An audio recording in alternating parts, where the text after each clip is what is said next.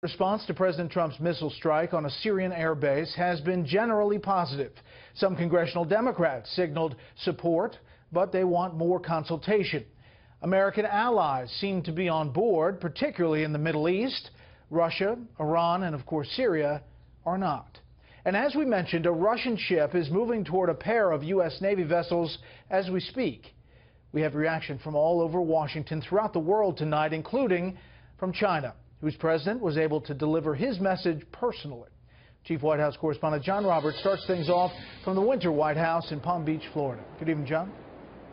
Brett, good evening to you. The full impact diplomatically and strategically of last night's missile attacks has yet to be felt, but the early indications are that President Trump is on a solid footing when it comes to his Syria policy.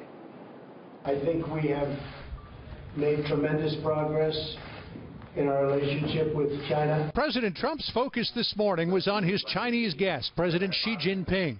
But the White House spokesman says the president was gratified at the outcome of last night's missile strike.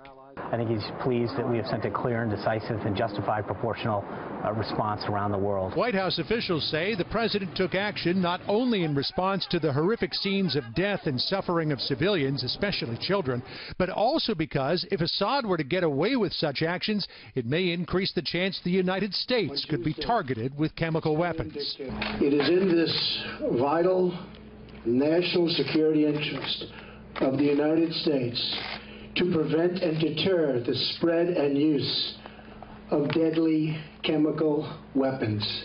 At the United Nations today, Ambassador Nikki Haley warned Bashar al-Assad he could get hit again if he doesn't come to heel. The United States took a very measured step last night.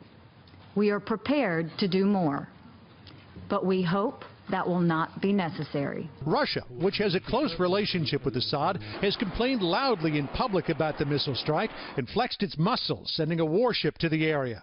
But sources say, beyond that, the response has been muted. Publicly, the Russians have been suggesting outrage over this, but I understand through diplomatic channels that there actually hasn't been a whole lot of blowback from the Russians. Well, that's true. I think the rest of the world, including Russia, understands that we took decisive, justifiable action based on the just tragic actions that the Assad regime took, especially when it comes to small children. The missiles were flying last night as President Trump was having dinner with the Chinese president.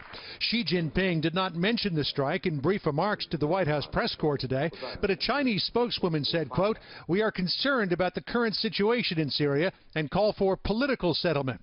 We hope all sides will stay calm and exercise restraint to prevent the escalation of tension." The strike also adds an extra measure of weight to the president's call for China to rein in North Korea's nuclear program. President Trump warned last week if China didn't do something about Kim Jong-un's nuclear ambitions, the United States will. But to hear the president tell it today, the budding relationship he has with China may yield positive results. We look forward to being together many times in the future. And I believe lots of very potentially bad problems will be going away. After the China summit wrapped up, the Treasury Secretary Steve Mnuchin said that the United States will soon be announcing additional sanctions against Syria as part of an effort to stop Assad's attacks. The Secretary of State Rex Tillerson said that he was disappointed by Russia's response because it shows that they still back Assad. Rex Tillerson said he was disappointed but not surprised. Brett?